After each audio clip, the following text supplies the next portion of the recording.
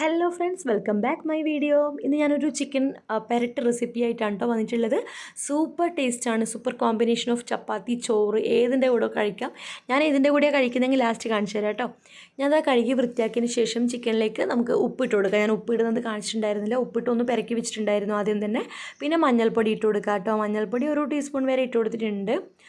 വീട്ടിൽ നിന്ന് തന്നെ പൊടിച്ച മഞ്ഞൾപ്പൊടിയാണ്. പിന്നെ അതുപോലെ തന്നെ മുളക് പൊടി ഇട്ട് കൊടുക്കാം. കാശ്മീരി ചില്ലി പൗഡറാണ്. എരിവില്ലാത്തതുകൊണ്ട് ഞാൻ 2-3 സ്പൂൺ വരെ ഇട്ട് കൊടുക്കുന്നുണ്ട്.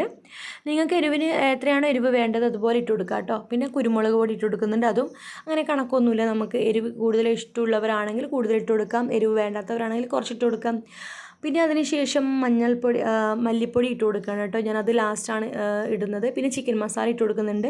പിന്നെ ഒരു ചെറുനാരങ്ങയുടെ പകുതിയോളം പിഴിഞ്ഞ് ഒഴിച്ച് കൊടുക്കുക. പുളിക്ക് നമുക്ക് വേറെ തക്കാളി ഒന്നും ഇടുന്നില്ല കേട്ടോ.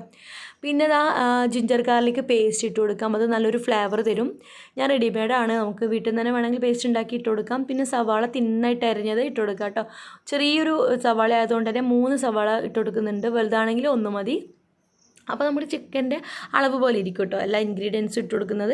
പിന്നെ അത് എല്ലാം കൂടി ഒന്ന് പുരട്ടി എടുക്കുന്നുണ്ട്. പിന്നെ അതുപോലെ മല്ലിപ്പൊടി ഞാൻ പറഞ്ഞല്ലോ നേരത്തെ ഇടാൻ മറന്നുപോയിന്ന്, അതും കൂടി ഇട്ടതിന് ശേഷം ഒന്നും കൂടി പുരക്കി എടുത്തിട്ട് ഞാൻ കുക്കറിലാണ് ഉണ്ടാക്കാൻ പോകുന്നത്. കുക്കറിൽ ഒരു വിസിൽ വരുന്നവരെ ഇട്ടിട്ട് പിന്നെ ഓഫാക്കിയിട്ട് ഒന്ന് വറ്റിച്ചെടുക്കുകയാണ് ചെയ്യുന്നത്. വേറെ ഒന്നുമില്ല, കടായിലും ഉണ്ടാക്കാം കേട്ടോ. അതാകുമ്പോൾ കുറച്ചും കൂടി കൂടുതൽ ടേസ്റ്റ് വരും. അപ്പോൾ ഞാൻ ഇത്രയേ ഉള്ളൂ കേട്ടോ. സിമ്പിൾ റെസിപ്പിയാണ്. ഒന്ന് വറ്റിച്ചെടുക്കാവുന്നേ ഉള്ളൂ. ഞാനിത് പറഞ്ഞില്ല, പുട്ടിൻ്റെ കൂടിയാണ്, ചിരട്ടപ്പുട്ടിൻ്റെ കൂടിയാണ് കഴിക്കുന്നത്. Okay friends, bye. ഇത്രയേ ഉള്ളൂ. Thank you. അപ്പോൾ സബ്സ്ക്രൈബ് ചെയ്യാത്തവരുണ്ടെങ്കിൽ സബ്സ്ക്രൈബ് ചെയ്ത് സപ്പോർട്ട് ചെയ്യാം കേട്ടോ. Okay, by.